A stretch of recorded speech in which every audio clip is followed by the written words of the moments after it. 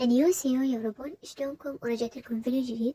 طبعا أنا كلش أعتذر منكم لأن صار لي 40 يوم ما منزلة على القناة. أدري كلش تأخرت، بس تعرفون امتحانات شهرية وأني أريد أطلع إعفاء، لذلك كثفت الدراسة وحتى نومي صار قليل. المهم اليوم رجعت لكم بفيديو جديد، واليوم راح نسوي لكم روتيني وقت الكريسماس. طبعا إحنا مو مسيح ولا نآمن بهاي السوالف، لكن إحنا كل أسبوع نجمع زوجات أخواني وأخواني يجون يمنا كل نهاية أسبوع، نخلي حلويات وكرزات أو نعزمهم على العشاء أو الاثنين. لذلك صدفة نهاية الأسبوع الكريسماس، لذلك قررنا نحتفل. يعني إحنا ما نآمن بهاي السوالف، لكن صدفة. طبعا بصراحة الدين أنطوها يوم الأربعاء عطلة بسبب البرد الشديد، لذلك قعدت الصبح ساعدت ماما بما أنه أنا الوحيدة لأمي. حطينا البهارات هنا 7 بهارات وبهارات دولمة وكمون ودارسين وثوم باودر وبصل باودر وملح وفلفل أسود وبابريكا ودبس الرمان. هاي أفضل خلطة للدولمة. اكتبولي شنو أكلتكم المفضلة. أنا أكلتي المفضلة هي الدولمة والبيتزا والبشاميل، هاي أكثر 3 أنا أحبهم.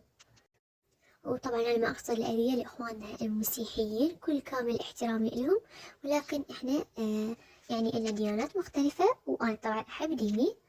المهم قولولي أنتوا عطلتوا، نسيت أقولكم إنه أكو كركم. أنتوا عطلتوا أو لا؟ أتوقع أنتوا أغلبية ما معطلين، لأن إحنا صلاح الدين ونينوى وكركوك ودهوك وسليمانية وأربيل فقط إحنا اللي عطلنا، لأن يمنا انجماد. ما أقدر أشرح لكم بنات، حتى إذا شفتوا بداية الفيديو حطيت يمي صابة وأني أشتغل. كلش الجو قارص البرد. طبعا دا تشوفون دا أحكي بصوت منخفض لأن ابن أخويا نايم بصفي، ويعني خلصت الكريسماس وكذا، ورأسا سويت لكم الفيديو تقريبا الساعة ب1:30، وأنا دائما أنتج لكم الفيديو حتى ينزل لكم وتشوفون. أدري بكم عطلة باكر يوم الخميس، وراح تشوفون الفيديو أكيد إن شاء الله. اكتبوا لي تحت بالتعليقات يا بنات شنو تريدون فيديوهات جديدة أنا أنزلكم إياها، وإذا تحبون تفضلوا لي تحت بالتعليقات أو تكتبوا لي أي موقف، أنا راح أرد على كل التعليقات مثل العادة وأخلي لكم قلوب. بشروا لي بنات منو منكم يطلع إعفاء. طبعا أنا الحمد لله والشكر راح أطلع إعفاء عام. بس عندي درجة واحدة بالعربي، عندي 75، هاي أقل درجة عندي. تمام، البقية كلها 90، 85، 80. أقل درجة ما عدا درجة العربي. بس قلت للبنات قالوا لي يطلع لك إعفاء عام إن شاء الله. ما بقى شي نصف السنة بنات. بالنسبة لجدول التنزيل راح يصير إن شاء الله، يعني أحاول أنزلكم كل خميس. تمام. أما بالنسبة بالامتحانات نصف السنة ما راح أنزل كل شي إلا أول يوم عطلة بنص السنة راح أنزل لكم روتيني شلون صار وقت الامتحانات، لأن أنا وقت الامتحانات ما أقدر بس أصور لكم، ما ألحق أمنتج. يعني لذلك اعذروني بنات، وأكيد أنتم ما راح تقدرون تشوفون الفيديو لأن أنتم راح ترجعون من الامتحان، راح تنامون ترجعون تقرون، وهكذا لمدة تقريبا 10 أيام أو 14 يوم. وإحنا بنات جدول مدرستنا ما بيه رست، كل يوم ورا يوم، ويعني المواد صعبة فاعذروني. المهم هنا أنا استوت الدولمة، بس شوفولي من طريقة التصوير ومن صورتها واضحة شقد طيبة وحامضة ولذيذة وبيها دهن وشحوم ولحوم. وحطينا بالقاعدة حطينا بالقاعدة جزر وعواديد السلك، فصار طعمها كلش طيب. وبعدها أكيد سوينا حلاوة التمن، احنا سويناها بالبيت. إذا تريدون الطريقة اكتبولي تحت بالتعليقات، طريقتها كلش سهلة وبسيطة. وبس هاي كانت الصبحية تقريبا الساعة 12 الظهر بدينا نسوي الدولمة. تمام. هنا راح نبدي أقلبها. حطينا طبعا جواها خبزاية، احنا نحب الخبز حتى يتركز كل الدهون والشحوم. قلت لكم الخلاصة يعني مالت المواد تصير على الخبزاية ويصير طعمها كلش طيب. تجيبون الخبزاية وتحطون فوقها شوية سلك أو أي شي انتو تحبوه، بصل أو بتيتا من مكونات هاي الدولمة، وتخلون فوقها حلاوة التمن وتاكلوها وبألف عافية، يطلع طعمها يخبل. وأكيد بعد الغدا يرادنا استكان شاي عراقي مهيأ. يعني أكثر مشروب أنا أحبه هو الشاي، يعني مشروبي المفضل، وخاصة هسه أجواء شتاء والجو كلش بارد. ألف مبروك عليكم السنة الجديدة، يا ربي تنعاد علينا وعليكم بألف صحة وعافية إن شاء الله. كل سنة يعني تكونوا بصحة وعافية، وإن شاء الله السنة الجديدة أكون أنا محققة أكبر إنجاز بالقناة، أكبر عدد متابعين وأكبر عدد مشاهدات. طبعا هنا بعد الغداء غسلت المواعين، بما انه انا البنت الوحيدة فاكيد راح تنبلي علي كل الشغل، ولين عطلة فتركز علي الشغل بعد اكثر. طبعا المي بنات ما اقدر ازمه من البرودة، رغم حطيته حار بس من توخرين الي شو يضربك الهواء، رغم اني غاسته بمي حار يعني ثلج.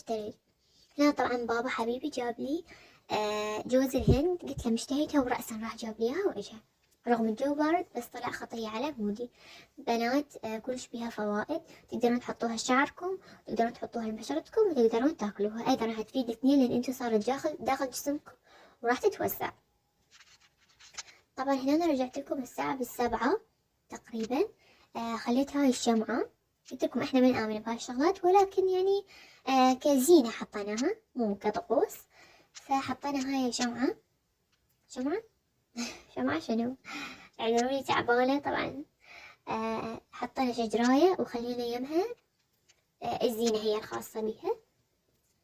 كلش بنات منظرها حلو. طبعا هنا بالكاميرا كلش ظالمة، التصوير بالواقع كلش أحلى. بعدها كملنا عشاء وصارت الساعة ب11.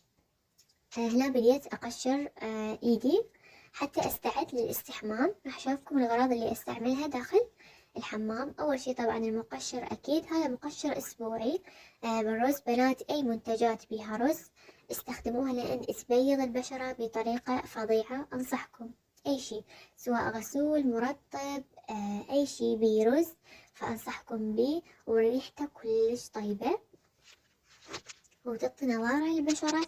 وحتى منتجات الشعر حاولوا تاخذوها يا اما بزيت جوز الهند او بالتمن او الرز. بنات فظيع يعني قد ما اقول لكم. شوفوا يعني صراحة اغسل ايدي وتعطي نضارة فورية، شوفوا اللمعة يعني بعدني ما غسلت ايدي وبين الاشراق بايدي، يزيل كل الجلد الميت ويكون لطيف على البشرة، وهو اصلا مخصص للبشرة الحساسة.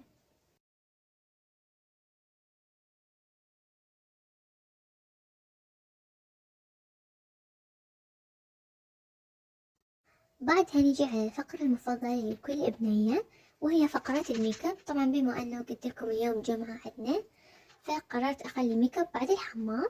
الحمد لله سبحت وخلصت. استخدمت هاي مسكارة بنات اسمها اسنس البنفسجية. هاي بنات طبعا المسكارة كلش قوية وما تسيح بسرعة بالحرارة، تمام، او خلال طلعاتكم، وتكثف الرموش هواية. تلقوها هاي كل المنتجات راح اعرض لكم اياها حاليا موجودة باي كوزمتيك، يعني مو شرط تاخذوها من اي كوزمتيك معين او من موقع او شي، لا انا جبتها من السوق اللي بجانب بيتنا، فعادي يعني لا تتقيدون. هاي الفرشة مالت البلاشر. طبعا هذا الباليت اني واقعة بغرامة هاي الفترة بنات، يعني يغنيكم عن كل المكياج. تقدرون تستخدموه كآي شادو، تقدرون تستخدموه كآيلاينر، وتقدرون تستخدموه كبلاش وك حمرة، وتقدرون تستخدموه كتنت. إذا تريدوه حمرة مات بس تدخلوا على شفتكم بدون أي شي، أما إذا تريدوه كحمرة يعني مثل الجلوز تخلون هاي الحمرة وفوقها جلوز ويصير لون خيالي بهاي الطريقة من خلال فرشة الخدود. هنا وقعت الكاميرا بس ما علينا. هذا بنات يعني جل استحمام للجسم بالنيلة الزرقاء بنات فظيع. شوفوا كميته كلش كبيرة وكلش تكفيكم وريحته تخبط، يعني هذا يدوم العطر إلى السبعة الثانية، يعني يدوم تقريبا يوم كامل إلى أن تصبحين ريحة فظيعة، نظافة فول بدون ما يحسس الجسم أو يطلع لكم حبوب. هو أصلا يعالج الحبوب وبنسبة تبييض للبشرة كلش كبيرة.